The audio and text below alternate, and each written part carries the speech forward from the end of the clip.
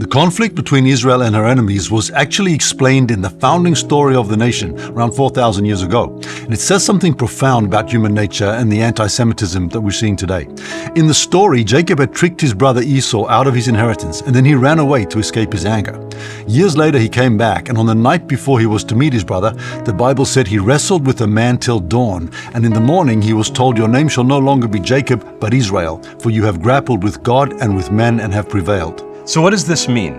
Well, traditionally, stories are metaphors, and from that perspective, a man wrestling through the night is grappling with his conscience. He was confronting his greed, his selfishness, and his compulsions. And like all of us, he probably tried to justify himself and said things like, well, Esau didn't deserve the inheritance, or what about me, I don't have enough. And if he'd stuck to his excuses, he might have felt like he'd won, but he'd have lost his soul, because facing our darkness and choosing what's right is to prevail.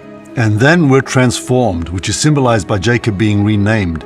And his new name was Israel, meaning he who has grappled with God, he's faced his own darkness and surrendered to what's right. Because if we let our greed and our compulsions dominate our minds, we become cruel. Look, there are similar themes in our modern stories. Like Star Wars, the Jedi live by a code of honor, serving others, never themselves. But the Sith are self-indulgent, power-hungry, and cruel.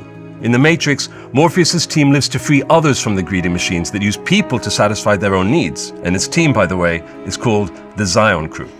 The culture of Israel and the whole Judeo-Christian moral code is based on not giving in to our evil compulsions. There's no excuse for sexual violence or intentionally harming the innocent. And that's why the IDF goes to such enormous lengths to avoid harming civilians. But in our jihadist enemies, we see unspeakable cruelty. October 7th was an orgy of sadism. They indulge their lust with barbaric sexual violence. They prey on the powerless, like taking babies hostage, and they sacrifice their own people for their PR machine. And almost everything they say is a deception.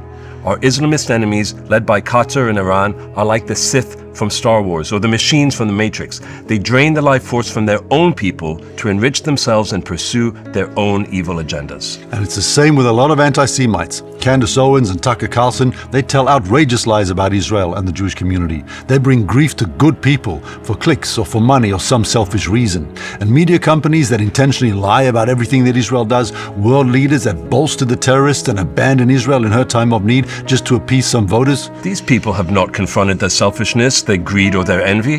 Israelis aren't perfect. We've got all types of people. But as a nation, we don't celebrate the compulsion to give in to the darkness. We don't call for vengeance, and we don't want to hurt the innocent. But we won't tell lies, even about our enemies. And some people say that's our weakness. And maybe they're right. But we don't want to live in a place where people indulge their egos and their greed and their lust. And since the Jews have been around for about 4,000 years, well, maybe it's a source of our strength.